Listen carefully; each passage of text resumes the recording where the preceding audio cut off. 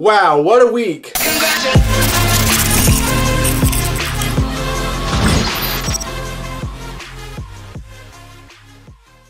What's up guys, welcome to General Hospital Envy, my GH After Show. Let's get into it. First of all, we gotta talk about Jordan. It turns out that her basement injury has compromised her kidneys so much so that she's experiencing renal failure and she has to go to a special clinic in Albany to seek treatment. And at first I was like, oh, I guess Brianna Nicole Henry is going on vacation, but it turns out that she has left the show. Thankfully it was her own decision, but I was honestly thrown for a loop. I did not see that coming, though in hindsight, I probably should have. The last couple weeks I've been watching their scenes and being like, this is extra emotional. Like, why all the tears for something that's not really too severe if she can survive it? But I think that those tears were real from the actors because these were their last scenes that they were filming together. Brianna actually posted a really nice goodbye message on her Instagram, and she mentioned that it took some people time to get used to her being in the role.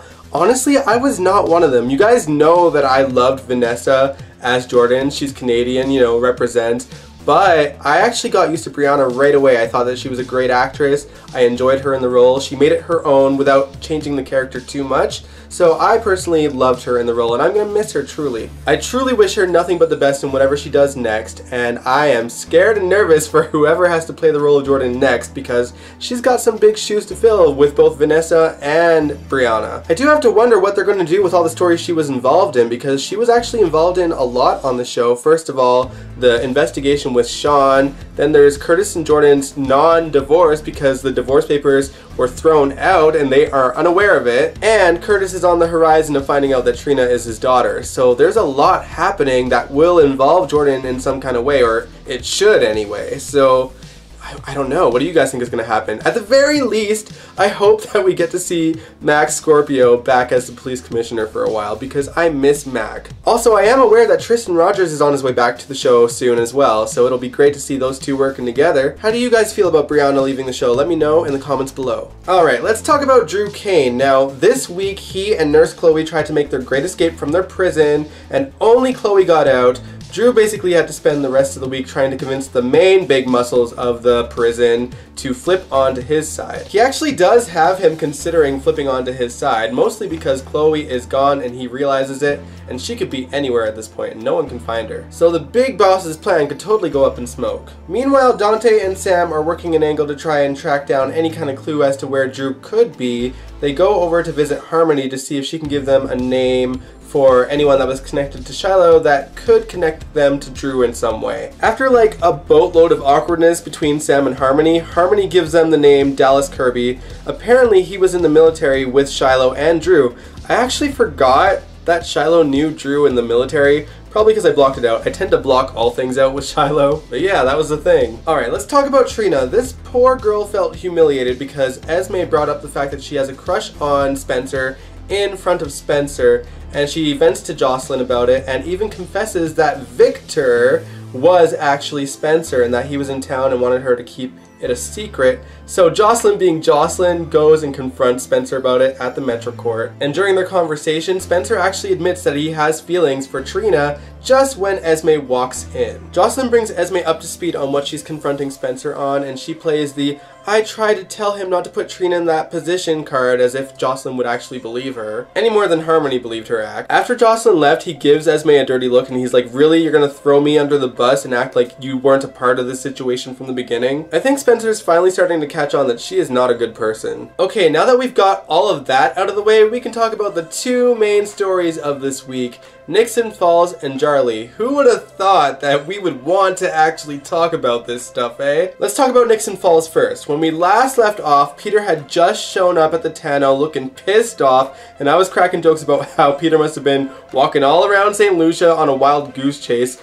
But it turns out that he knew the whole time that Liesel and Nina had a plan and that he did actually have a hand in Victor kidnapping Liesel. I'm kind of annoyed about that, but it is what it is, I guess. Peter gets Nina to call Valentine on speakerphone to see if there's any leads on Maxie's baby's whereabouts, and Nina very carefully gives Valentine hints that there is something wrong so that Peter wouldn't catch on too quickly. Here's my thing, if Peter has enough eyes and ears in town in Port Charles to notice that Liesel was going to St. Lucia and that Nina was setting up a trap for him, him? Why on earth has he not noticed that Maxie has been spending a lot of time with Brooklyn's baby? You'd think that he would notice that. He genuinely seems to think that Maxie's baby is still kidnapped. Did he not notice that fake Chloe was dead? Because I feel like that would have made the news. Anyway, so Phyllis shows up and she had been watching Peter and Nina from the outside and noticed that there was something very wrong with Peter. And I was wondering how in the hell did she get there before Sonny, but I guess Sonny had gone back to the park to look for his phone. So yeah. Phyllis went into the tonneau and played it really cool and then pulled a gun on Peter. Props to her, but of course it didn't really end well. He ties them up and gets ready to set the tonneau on fire, but before he does, he manages to do something that I never thought he would do in a million years, and that was make my day. This man done tells Phyllis that Nina knew Mike's identity the whole time and that his real name is Sonny Corinthos. I was laughing. I was like, thank God someone told poor Phyllis. Meanwhile, Jax actually runs into Mike at the park and he realizes that Mike still doesn't know the truth, but it's only because Mike hasn't gone back to the tonneau yet. When the two of them get back to the tonneau, they see that it's on fire. Sonny tries to throw a chair into the window. Jax stops him because it could cause a backdraft, and they go to a different entrance to try to get them out. Jax manages to pull Phyllis out of there, but for some reason Mike felt compelled to just have a bit of a conversation with Nina while the building's on fire around them. Makes perfect sense. When he finally does untie her, a beam manages to fall and he pushes her out of the way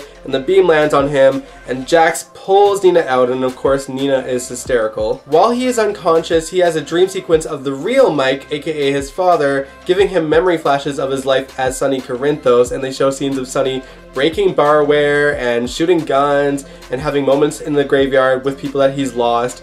And I'm like, yeah, that sums up Sonny pretty nicely. That's about it. Broken glass, guns, and dead bodies. Also, the mysterious blonde woman finally turns around and he sees Carly's face, and apparently that is enough to convince him to want to go back to his normal life. Of course, Sonny is still trapped in a burning building with a beam on top of him, so he's got to get through that first. Meanwhile, Nina is hysterical outside, crying, and Jax is like, what is going on? She's like, Peter August set this building on fire. He blackmailed me when he found out that Sonny was alive and blah blah blah. Of course, Jax judged her for it, rightfully so. He basically says, how dare you not let Maxie know that Peter is out there somewhere and on the run and dangerous. She brings up the Liesel angle and that she sent Liesel to go and kill Peter in St. Lucia, but something happened and Peter disposed of her, and she starts to cry and says, if someone gets hurt by my actions, I cannot live with myself. And I'm like, Nina, girl, you deserve all of this. You kept this man away from Carly despite her and then fell in love with the guy that he became when he lost his memory. Like,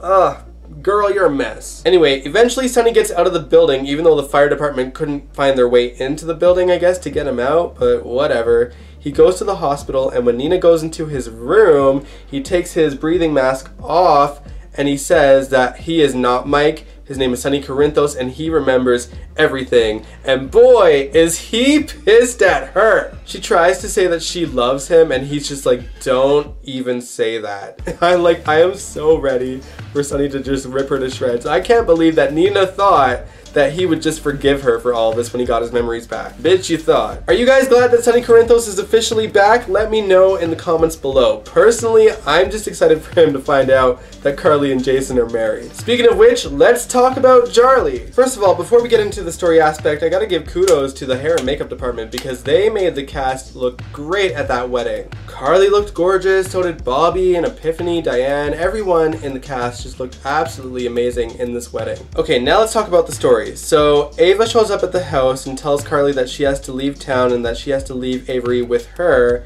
And Carly and Ava actually had a good moment. Who would have thought after like the last few years that she and Carly would be civil with each other? I actually don't hate it. Then later on at the church, Carly has a special moment with Jocelyn. Jocelyn gives her this special bracelet and it's a really emotional moment.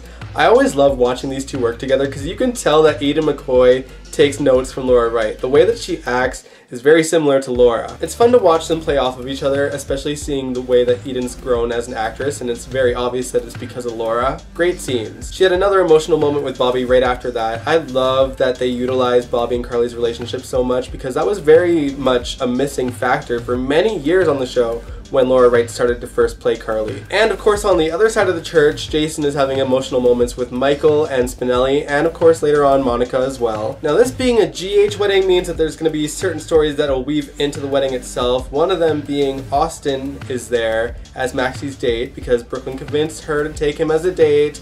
And of course he's butting heads with Olivia because he thinks that there is something off with Leo and she doesn't take too kindly to that. Ned tries to be the voice of reason, but Olivia, despite her name being Quartermain, is still very much a stubborn falconary, so she is not too happy. Now, let's not forget that the wedding also has some mob factors, you know, the main reason that Jarly are getting married in the first place. Something I forgot to mention is that at the end of last week, Jason got a phone call after his conversation with Carly that kind of made it appear that he may have been let in on the mob 5 families sort of plan for them. I actually thought the 5 families were all against Jarly, but it turns out only some of them are. We'll get into those details in a moment, but let's talk about the wedding itself. It happened. I mean, honestly, I was kind of hoping that Sonny would barge in before the I do's, but he didn't. It went off without a hitch. After the ceremony itself was over, we got a sweet scene of Epiphany just hugging Jason and saying, "This is the only time I'll ever actually get to do this." I've always loved Jason and Epiphany's relationship. The furthest memory that I have of their relationship was one time Jason was escaping the hospital and he holds Epiphany hostage and she's screaming like bloody murder, and then the second they go into the elevator, she just stops and just gives him the stink eye. Like they said, they have always had each other's back, and it's nice to see that that relationship is still intact to this day. Now, Miss Wu, the female of the 5 families, goes up to Jason and whispers something to him and she leaves. Obviously, she said something that had to do with what their plan was. It turns out that 2 of the mob guys put a bomb under Carly and Jason's car that they were going to go into to take off to their reception. And at the end of the episode, we see that when Jason and Carly's car gets started, a bomb goes off. But we don't see exactly what exploded. We just see like the church and like the wind from the explosion knocking everything over inside the church. It was really eerie and well done. But let's be real, there is no way in hell they're gonna clink boom Jarly. My guess is that their car exploded instead. That pretty much wraps everything up. The only thing that I haven't mentioned is that at one point, Maxie tries to convince Terry and Elizabeth to bring Britt out because she's lonely because of her mother and also because of the Jarly wedding. Terry and Elizabeth were planning to go out, and I don't know if this was accidental or purposely, but Elizabeth somehow managed to delete some files, and it led to a long night of work between Britt, Terry, and Elizabeth together.